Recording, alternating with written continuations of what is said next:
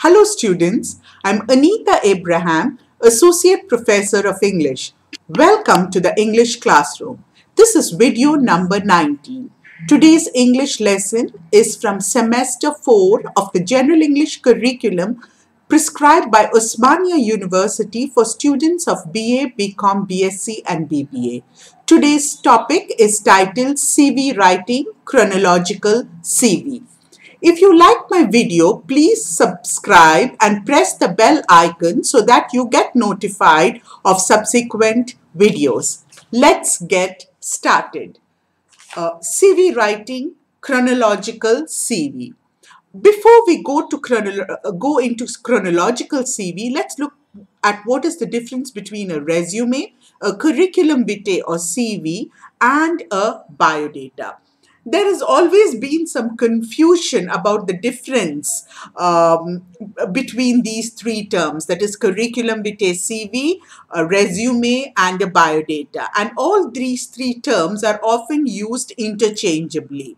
In general, they all serve the same purpose, that is to showcase your qualification and your abilities. However, there are subtle differences. A resume, the word is of French origin, is a summary of your qualifications, skills and experience. It is a brief and concise statement which is no more than one or both sides of an A4 size paper. So you must remember that a resume is brief and concise, and it should not be more than, it should be a page, an A4 size page, both sides at the maximum.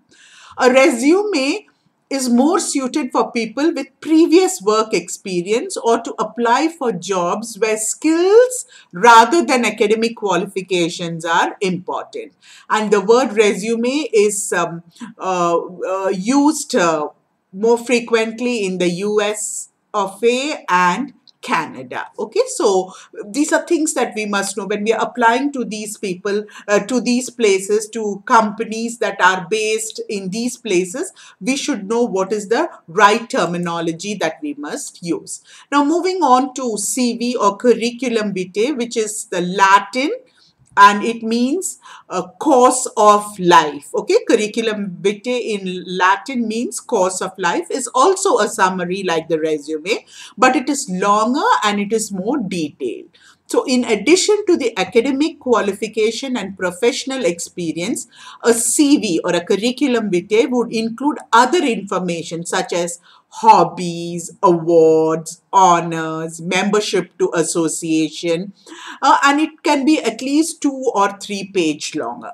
Okay, so a resume is brief and curriculum vitae is longer, and it has additional information such as hobbies, awards, honors, memberships to associations, and it can be 2 to 3 page long. A CV displays the general talent rather than specific skills for a specific position. It provides information about all the degrees, jobs, and professional skills that you have acquired. So it is very detailed, like it translates to course of life. So it charts out your entire life experience. A CV is more suitable for fresh graduates and those applying to academic, scientific research positions, because there you can it can be long, it can be longer, and you can put in all the details. And CV or curriculum vitae is common in countries like, UK, that is United Kingdoms, Europe, the rest of Europe, New Zealand, and many Commonwealth countries also prefer curriculum vitae to resumes. Okay, now let's move on to biodata, which is the other term which is used interchangeably. It is the short form of biographical data. It's a rather old-fashioned term for resume or curriculum vitae CV. So before resume and curriculum vitae, the two terms became popular, it used to be called biodata. The emphasis in a biodata is on personal information such as date of birth, religion, nationality, residence, marital status. Okay, personal details are never included in a resume or a curriculum vitae, which mostly consists of professional information. So that's the difference. So we must be very clear what goes into a resume, what should go into a curriculum vitae, and what should go into a biodata. And also keep in mind which are the companies, which are the countries that you are or organization that you're applying to. So depending on what works in those countries or organizations, we must tailor make it and send up our information. Biodata lists educational qualification like BA, BCom, 10th, 12th, everything, and experiences in a chronological order. Specific skills which usually come first in a resume comes last, if at all, in a biodata. Okay, so in a biodata, you will have your name, your religion, your date of birth, marital status, all that, address and all that. Then there will be a column for educational qualification, 10th, 12th, your degree, PG, whatever, and then only you will put your skills and all. But in a resume and all, you don't do that way. Okay, your skills and all those things are important in a curriculum vitae or resume. Biodata is often made in a format specified by the employer. You must be aware of the application forms that you get. Okay, so when you're filling up application forms, name, date of birth, address, that kind of, it will be a set format. It's mostly used in India while applying for government jobs. The term biodata is mostly used in South Asian countries such as India, Pakistan, and Bangladesh. Okay, so it looks like something like the application forms that you have filled up. Okay, now let's move on to CV or curriculum vitae, because you must remember that it's more detailed and a resume is a shorter summary. So of your professional and educational details. A CV, why do you use it?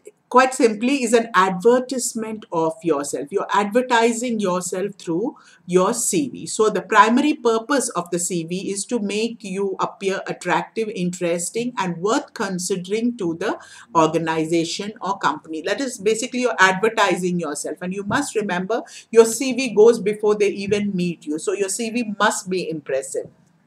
After going through your CV, the prospective employer should be impressed and interested to call you for an interview. And that is why you must chart the course of your life so interestingly that by reading it, you must get the call for the interview. A CV by itself may not get you the job, but it is an effective way to get the interview. Okay, and also it's a gateway to a successful career. A CV should demonstrate that you have the required ability and the attitude to perform the job you have applied for. You should send a CV when it is asked for in a job advertisement or when you are inquiring whether a job is available. And you cannot prepare a CV and just send it out like that. For every job, you must tailor make it. All right? What are some of the general guidelines that will go into preparing a CV? Type the CV neatly, okay, never handwritten, in a simple layout, and print it out in good quality paper and on a good quality printer. Use bold or underline for headings. Do not use bold and underline. So either you underline or you use bold. Look at this slide. General guidelines is bold. Okay. And then I have bullets for the points. So you must follow a set format and you cannot have bold and underline. You choose either one. Bold would be ideal. Okay. And then leave standard margins for the document. Do not overcrowd or overload the page with text. There should not be so much of text that it is, difficult for the person to read. Okay, keep it neat and keep it simple. Spell check your document and do not use autocorrect blindly. Okay, be very careful. You must send in a neat document without any mistakes. Use bullets for subsections. Like, see how I've used bullets here. Do you see that? Okay. And the earlier slide, I showed you how I've used subheading, okay, and it was in bold. So it should be neat and it should be attractive, presentable, okay. But do not use too many bullets also, okay. Do not use too many font type, sizes, colors. Your CV should look professional, not amateurish. Okay, you should give a very professional look to your CV. Don't use too much of color. Don't use different font size. Times New Roman or font size 12, which is accepted. You should use those kind of things, and don't use fancy fonts and various kinds of fonts on one page, because it makes difficult reading. It should look professional. And do not copy standard CV samples. Okay, yes, you must look up at different samples, but then personalize yours, make it own, and it should be different from other CVs. Okay, you should read up some samples, look up some samples, and then make your own CV. And you cannot sit at one go and write your CV. It takes time, and you should take time preparing your CV. And my advice would be, you have 3 years of undergraduate study. You must slowly start working on your CV, so that by your final semester you have an impressive CV. Because if you start looking up at what goes into a good CV, then you will know where you are lacking, and then you can pick up those skills that are necessary where you are lacking, whether it is a hobby, or whether it is doing a course, or whether it's an internship. You can pick up all those things and make your CV impressive. Your CV must be easy to read, short, and attractive. Okay, so here are some tips. Keep it simple. What you have written may seem simple and obvious to you, but not to somebody else who is reading, your employer. So go through it again and again and make it shorter, more readable, and understandable. Okay, so for us it looks very, I have put in everything, it is simple. But then keep on revising. Revision is very, very important. Your first draft, then a second draft, then redraft it again, revise it, give it to somebody else also to read, and get inputs and make it precise, concise, and the person, your personality and your achievements, your capabilities, your skills should get conveyed in a very presentable and professional manner. Use simple, straightforward, formal language. Use active verbs and a few qualifiers, adjectives and adverbs as possible. Okay, so these are certain things that you must keep in while you are preparing your CV. And when you have written your CV, get someone else, that is a friend, a senior, a teacher, to take a look at it and tell you how to make it better. So after several revision, still give it to somebody whom you trust, who will give you good feedback, positive feedback, not only saying, oh, wonderful and all that, feedback that will help you improve your CV. Okay. There are various kinds of CVs, and all CVs almost more or less contain the same information, but the manner and sequence in which information is presented differs. Okay, on the basis of style of presenting information, CVs are categorized as chronological CV, functional CV. There is combination CV of functional and chronological, and then there is CV with profile also. So depending on how the information is sequenced or presented in the CV, there are various kinds of CV. Then there is targeted CV, mini CV, non-traditional CV. So there are a variety of CVs, and based on what the employer wants, you need to tailor make your CV and present. But you must remember, each type of CV has its own use and purpose. Therefore, choose that which will suit your purpose and the context for your application. So just because you're depending on the the organization, the job, and what they have asked for, you need to make your CV. We will discuss there are two main kinds of CVs, which is chronological and chronological CV and functional CV. It's usually these two that companies ask for. And, or they could ask a combination of functional and chronological CV. So what we will do is we will discuss one of the two main types of CV in this lesson, namely the chronological CV in detail in this lesson. And then in the next lesson, we will do functional CV. So once you know how to work on a chronological CV, and then in next class, we learn about functional CV, you will know how to make a combination CV too. So shall we go on to do that? Okay, let's look at how to go about,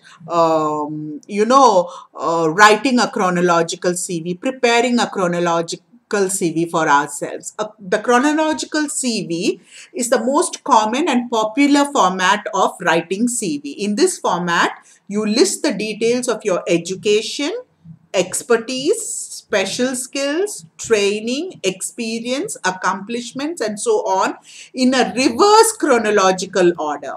That is, the most recent qualification or experience comes first. This is very important. Okay, so please pay attention to that. So if you are, your degree will come first, then your intermediate, and then your 10th, in the reverse order, that the most recent qualification will be right on top. Similarly with your experience. Okay, so you have, let's say, done internship in two companies, one in the third semester and one in the first semester. So your internship in the third semester will go first because that's the most recent, and the one you did in the first semester will go next. So I'm going to take you through this slide once again. Chronological CV is the most common and most popular format of CV writing. So we need to know how to write a chronological CV and immediately start working on your chronological CV. So where you find the gaps, you have time to cultivate those skills, hobbies, extracurricular activities. Wherever you are lacking, you still have time to fill in those gaps. But if you sit to write it in the 5th semester or in the 6th semester, just before you are applying for jobs, you will find you have lost a lot of time. Okay, so in this format, you need to list your education, your expertise, special skills, training, experience, and whatever accomplishments you have in the reverse order. Okay, so that is the most recent qualification, experience, accomplishment will go in first, and then chronologically, based on time, you will write the rest of it. So see, education is fine, but look at the other things that go into a chronological CV. It is special skills, training, experience, accomplishment. So these are things that you can work on. If you don't have it, you need to acquire it in the 3 years that you are in college, so that for every subheading you have something to say. You cannot say nil, nil, nil, and your application is just your CV is just going to be tossed into the waste paper basket. You must make sure that you have something truthful, honest to say in all these categories. All right. So a chronological CV is used to draw attention of the employer to your academic and professional qualification. It is used to project an overall summary of your career rather than highlight any specific aspect. That happens in a resume. So it is like, like we said, curriculum vitae in Latin means course of life. So it's an overall projection, a summary of your career, your academic and your professional qualification. So you should make sure that you have something to say about your academic qualification and about your professional qualification. A chronological CV works best if you still are a student or a fresh graduate. So it applies to all of you all. And so that's why you must work on your chronological CV, and therefore do not have any special accomplishment or specific skills to it. So you are in your undergraduate level. So you don't have, work experience or travel experience or big projects that you have done or small projects that you have done. So a chronological CV works well for you, but then there are things that you can do to highlight your academic and professional aspect of your life. It works well for those who have a steady career graph and have been in the same field of study or work for over a period of time,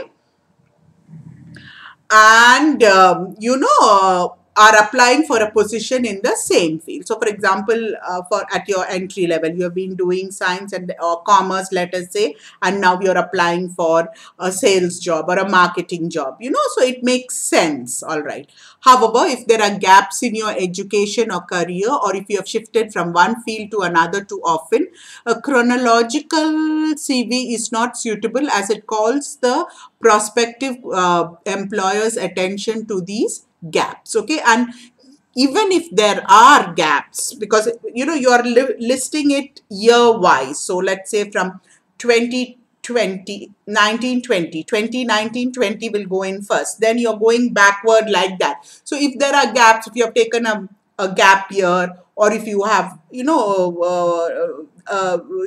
if you have not worked for some time, if you have some professional qualification, then that gap will show in a chronological CV. But then you should be ready to answer why that gap was there. And you should have a very honest and acceptable answer for why that gap has happened, or why that gap year happened, or gap years happened. All right.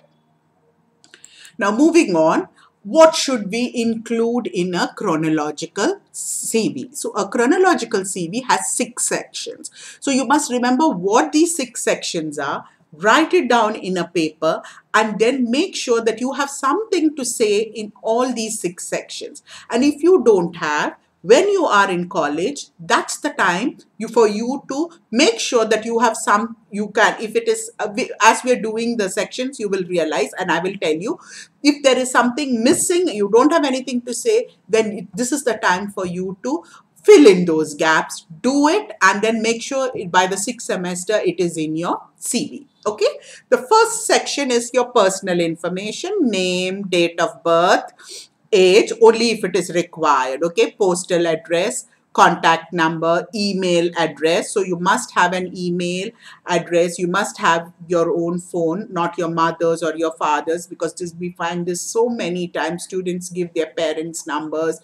They just make an email up, and and an unprofessional email. Make it very, it has to be your name, and it has to be very sensible. And make sure that you're checking your email, you're checking your phone for messages. Okay. And keep this section as short as possible. Don't give any information that is not essential. For instance, do not give more than one postal or email address or phone number. Just the phone number that you use, your mobile number, your email that you check frequently, and your residential address where you stay, and where your mails come to. All right.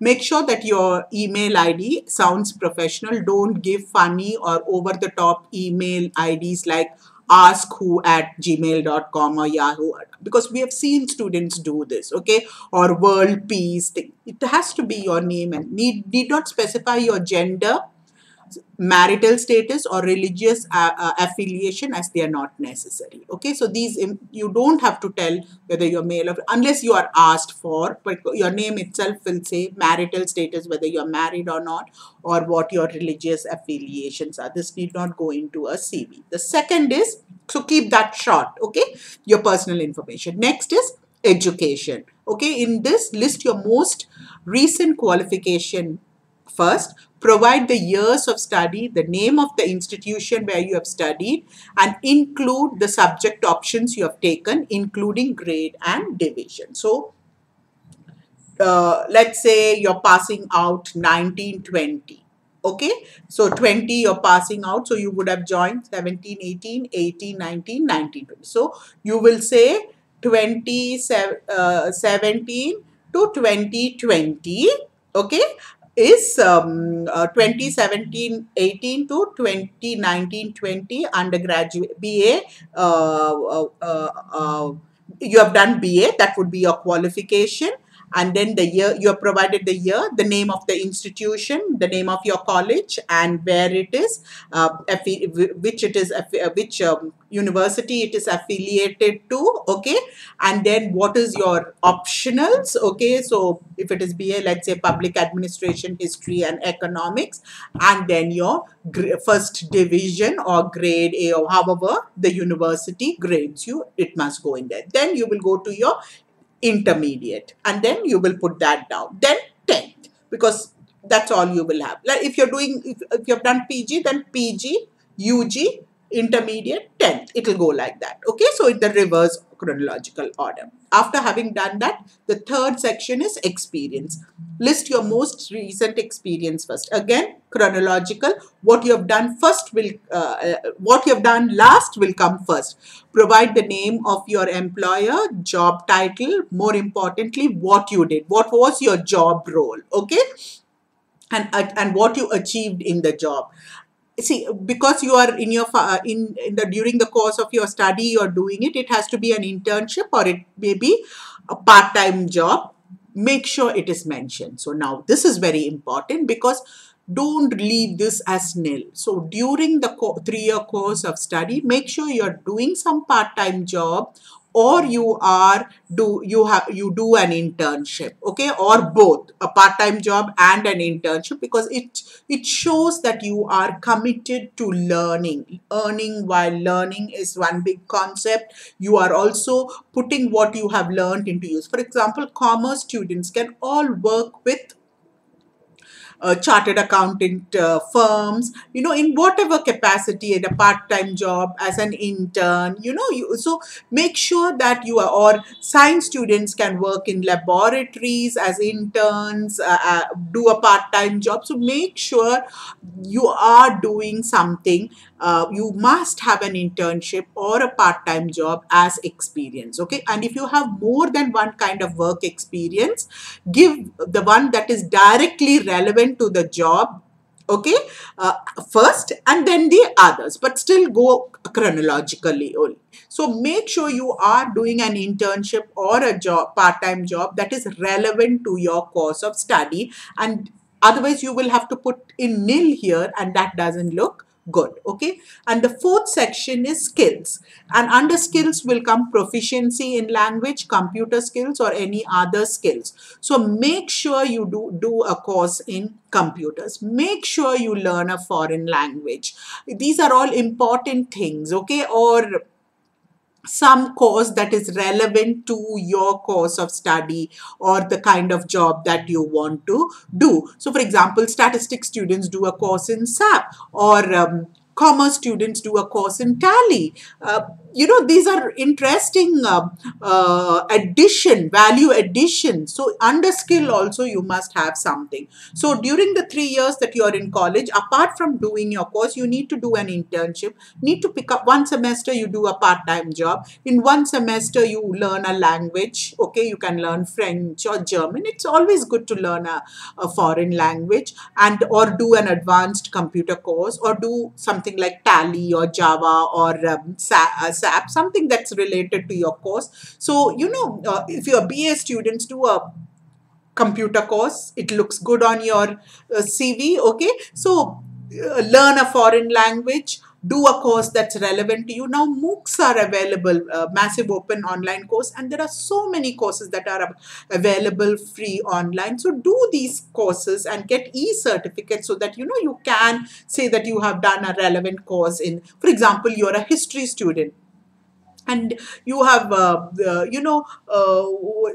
a MOOCs course on, let's say, Roman history. It sounds so impressive. Okay, so do that. All right. Then the fifth section is very important: interest and achievement. Nobody wants, um, uh, students who are, or employees, or who are not rounded, who don't have a, wholesome personality, who are very what do you call, not having any interest, who are underachievers. So it's always good to have the interests and achievements, in the sense you have some extracurricular activities. It could be a hobby. Cultivate it. If you don't have it, go ahead and cultivate it. And they, it, and the your extracurricular hobbies and your activities show that you have skills and capabilities beyond your academic interests. An employer is particularly interested in these extracurricular activities where you have shown some kind of responsibility or leadership. It involves interpersonal relationship or team skills, and a one person interest, such as, you can have stamp collection or painting, dancing, whatever. You must have a hobby. You must have, otherwise, your personality is very limited. So it is very important. If you don't, sports, playing a game is an interest. Okay, so do cultivate an interest, play a game, pick up and something that you are interested in, and do it steadily, not just for the CV. You need something to relax. Watching TV, all that is not hobby. Okay, playing with kids. A lot of my students say that playing with children, kids, they say, or watching TV. No, these are not areas of interest. You need to pick up areas of interest that will help you grow. Okay, and develop your capabilities and your abilities. So think about what you like and do it. Like, a lot of students like to play games, but then they never had an opportunity. So develop, start playing chess, start playing volleyball, start playing cricket, or whatever is it that you like, painting, drawing, dancing. Pick up whatever. Or you could do a one person interest, that is like stamp collection or something like that. But do have a hobby. Okay, only give enough details to explain. Don't just go on and on about your areas of interest and achievement. And if you have won any awards or honors, or you have, best sportsman, best outgoing student, or whatever, whether it is academic or it has to do with your extracurricular activities, you make sure that you give it again chronologically, the latest one first, and then you go down. And also, volunteer work is very, very important. And if you can volunteer, because we keep asking for volunteers, for various organizations. You can be part of the NSS, you can be you can be an NCC cadet, you can be part of the eco club. There are so many activities. Red Cross, Blue Cross. You can go out, and there are so many, what do you call, organizations that require volunteers. You can volunteer to teach at a government school. There are hundreds of things that you can do as volunteers with your time. So then that gives a very good impression to future employees, showing that you have a social responsibility, that even as young people, you are committed to giving your time and your expertise to and contributing towards developing the society. So do volunteer work. That's very, very important. And the sixth section is reference. Usually you need to give reference of two people, one from your place of study and one from your workplace. So if you have done an internship, or you're working part-time somewhere, or you're volunteered somewhere, one of them can somebody who knows you well and the kind of work you have done and who can vouch for your capabilities, that person. And you need to tell the person also that you are putting him as a reference. You're giving his name or her name as reference in your CV. And the other person can be from college, a professor, a teacher who knows you well. Okay. And if you do not have work experience, you can also give the name of somebody from that you all know who have a standing in society, who can vouch for you as your referee. Okay, make sure that the referees are informed and willing to give you a reference. You just can't put anybody's name. You must take their permission and tell them you're applying to this company, because and you have to give their contact number, email address, and the employee may contact them also, because we get lots of calls from employees about our students, people who are students who have given teachers as or the college as reference. So it's very important that we know that you have done it, so that we can give a good reference. Okay. Uh, so those were the 6 sections of a chronological CV, and you need to make sure you have something to say in each of those sections. If you don't have, it is time that you start working on it. Now, with your CV will go a covering letter. You cannot send a CV without a covering letter. Okay, when you're sending a CV or a job application, we must send a covering letter. And in the covering letter, provide a short 3 to 5 lines profile, a personal statement describing your current status and your career objectives, but don't repeat any of the information that has been already given in the CV, or reword it, and don't copy anybody else's statement. Okay. Please look at samples, because it's not easy to write a CV or a covering letter. Look at other samples, but personalize and make it your own. That's why I'm saying take your time. Start from semester 1, 2, 3. Keep improving. You know the 6 section. Keep it and then add it, delete. Make sure you are strengthening your CV so that it looks very impressive. Now I'm going to take you through a sample chronological CV quickly, so that you know what goes into can actually go into a CV. So we will just go through it, and the actual CV should be more descriptive and should at least be 2 pages or more. So, but I'm going to just make sure to show you what all can go into the 6 section. Okay. Now look at the first section, which was the you remember the first section was the personal details. So this is Raj Peter. You have his address, mobile number, and email address. Okay. No gender, no religion, no marital statement. There is no need for that. Then going on to the educational qualification. So from 10 to 12, he did MA English at Osmania University. 7 to 10, the 3 years BA, he did Nizam College. So he has the university, he has the course that he did and the project that he did. Okay. And here at the undergraduate level, the optionals, English, economics, and political science. So do you see how it is? And see how section 1 is very short, and then in educational qualification, he's done it the latest one is first and then going down. Okay. Then then he has moved on to employment. Okay. 12 to present. Okay, so let's see when he finished. He finished in 2012, so immediately he got his employment. So employment 2012 to the present, that is, he's still working. He's working at Prime Technologies. He's the language coordinator, and his responsibilities are for arranging fresh training for fresh recruits, leads a team of 6 language trainers, successfully rolled out an online language software, okay, organized workshops for development of language modules. So those are things that he did. Okay. So now moving on to the skills. All right. Now in skills, what are his skills? Writing and editing. So what has he done under writing and editing? Compiled and edited the company newsletter, created and edited content for the company website.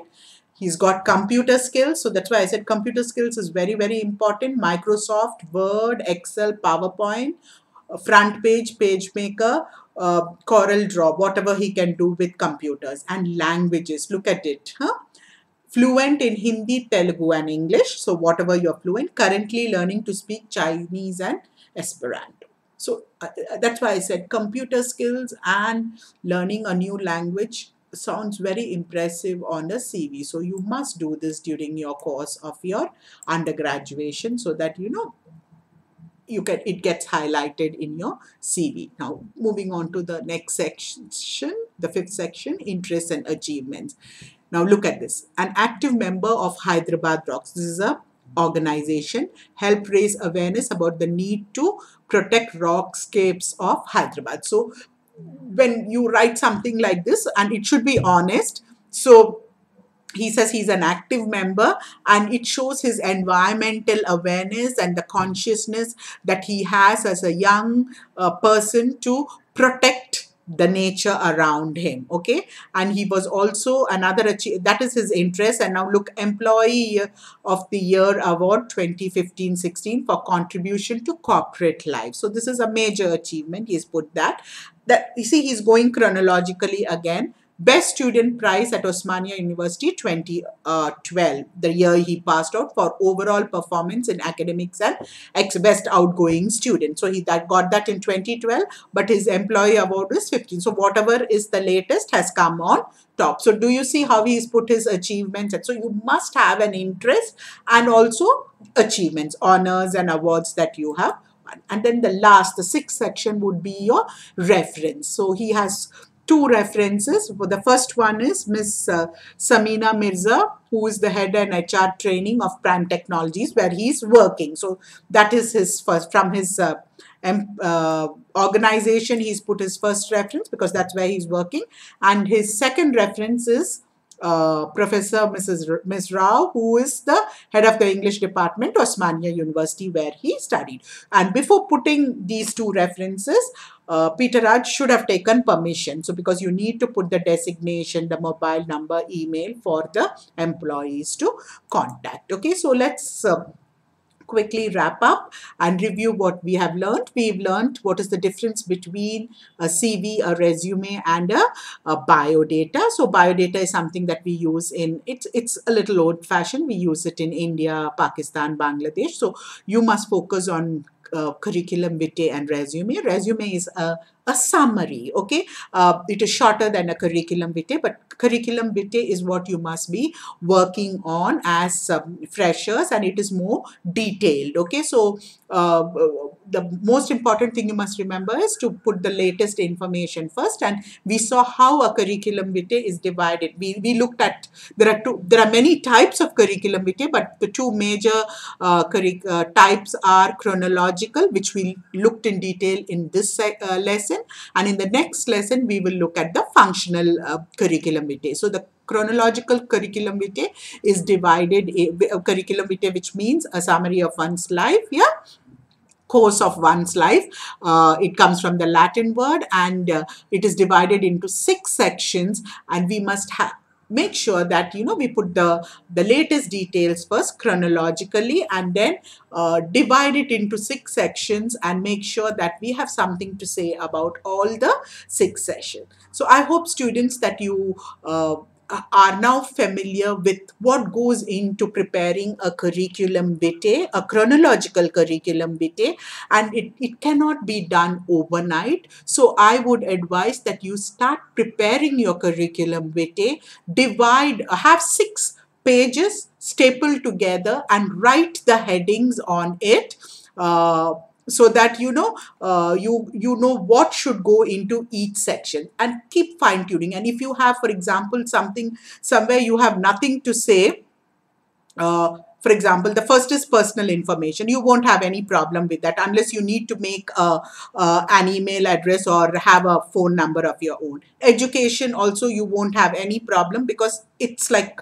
there, and you just need to put, for example, experience. If you don't have a part-time job or an internship, that's something that you can start working on. All right. Skills. You may know English, Hindi, Telugu, Urdu, whatever, but learns a new language so that you put it down there. Computer skills, if you don't have, please pick it up, okay? And any other skills that you would want to, which would be relevant to your this thing, work. And then interest, whether it is sports or whether it is stamp collection, a hobby, dance, something, you need to cultivate something. And then achievements, okay? Take part in what do you call whatever is organized in college fairs, things that are happening around you, so that you have something to say. Excel in your studies, excel in extracurricular activity, so you have something to say even in this section. All right. And then volunteering is very important in today's world, in 21st century. All companies like people who volunteer for good causes. So offer your services as volunteers and make sure that you are developing your social skills by meeting other people and also contributing consistently and substantially to society in whatever way you can. And of course, references, you need two referees, so make sure one is from college. So you should be a good student or a good employee that people readily say, yes, you can give my name for your reference, and you need to take their permission and put it in. So these are areas that you need to work in, and I'm sure you will do, students, so that you